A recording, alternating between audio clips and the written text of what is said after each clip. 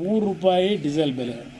ಇದು cess 3.90 ಸೆಸ್ಸಿಗೆ, ₹1 ಪೆಟ್ರೋಲ್ಗೆ cess. Petrol 3, ಇದು 3. ಇದು ಯಾರು ಹೊರೆ ಆಗುತ್ತೆ?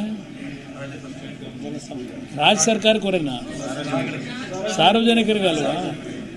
ಈಗಾಗಲೇ ಮದ್ಯ ಮಾರಾಟದಲ್ಲಿ ಜನಸಾಮಾನ್ಯರ ಮೇಲೆ ಹೊರೆ ಹಾಕಾಯಿತು,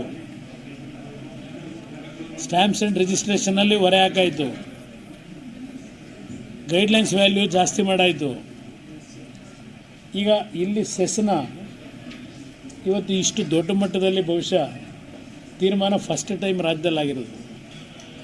ಅಂದರೆ ಅವರ 5 ಗ್ಯಾರಂಟಿ ಕಾರ್ಯಕ್ರಮಕ್ಕೆ ಸರ್ಕಾರದ ಆದಾಯದಲ್ಲಿ ಕೊರತೆ ಏನಾಗ್ತಾ ಇದೆ, ಅದಕ್ಕೆ ಇದನ್ನೇನು ಈಗ ಏರಿಕೆ ಮಾಡ್ತಕ್ಕಂಥದ್ದು ಹೊರಟಿದ್ದಾರೆ ಸೆಸ್ನ. ಇದು ಜನಸಾಮಾನ್ಯರ ವಿರೋಧಿ ಸರ್ಕಾರ ಅಂತಕ್ಕಂಥದ್ದು ನೀವು ಅರ್ಥ ಮಾಡ್ಕೋಬೋದು ನನ್ನ ಅಭಿಪ್ರಾಯದಲ್ಲಿ. ಡೀಸೆಲ್ ಬೆಲೆ ಏರಿಕೆ ಜಾಸ್ತಿ ಆದರೆ ಟ್ರಾನ್ಸ್ಪೋರ್ಟೇಷನ್ ಮೇಲೆ ಆಗ್ತಕ್ಕಂಥ ಪರಿಣಾಮ ಏನು?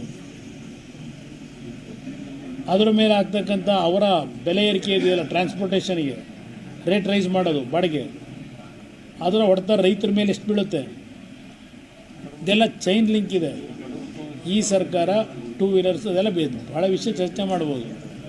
ಈ ತೀರ್ಮಾನ ಮಾಡಿರ್ತಕ್ಕಂಥದ್ದು ಜನವಿರೋಧಿ ನೀತಿ. ಒಂದು, ಆ 5 ಗ್ಯಾರಂಟಿ ಕೊಡ್ತೀವಿ ಬಡವರಿಗೋಸ್ಕರ ಅಂತ ಏನು ಹೇಳ್ತಾರೆ, ಅದೇ ಬಡವರ ಜೋಬಿಗೆ ಕಿಸೆಗೆ ಕೈ ಹಾಕ್ತಾ ಇದ್ದಾರಷ್ಟೇ. ₹3 ಡೀಸೆಲ್ ಬೆಲೆ. ಇದು ಸೆಸ್ಸು 3.90 ಸೆಸ್ಸಿಗೆ, ₹1 ಪೆಟ್ರೋಲ್ಗೆ ಸೆಸ್ಸು. ಪೆಟ್ರೋಲು 3, ಇದು 3. ಇದು ಯಾರು ಹೊರೆ ಆಗುತ್ತೆ? ರಾಜ್ಯ ಸರ್ಕಾರಕ್ಕೆ ಹೊರೆನಾ? ಸಾರ್ವಜನಿಕರಿಗಲ್ವಾ? ಈಗಾಗಲೇ ಮದ್ಯ ಮಾರಾಟದಲ್ಲಿ ಜನಸಾಮಾನ್ಯರ ಮೇಲೆ ಹೊರೆ ಹಾಕಾಯಿತು, ಸ್ಟ್ಯಾಂಪ್ಸ್ ಆ್ಯಂಡ್ ರಿಜಿಸ್ಟ್ರೇಷನಲ್ಲಿ ಹೊರೆ ಹಾಕಾಯಿತು, ಗೈಡ್ಲೈನ್ಸ್ ವ್ಯಾಲ್ಯೂ ಜಾಸ್ತಿ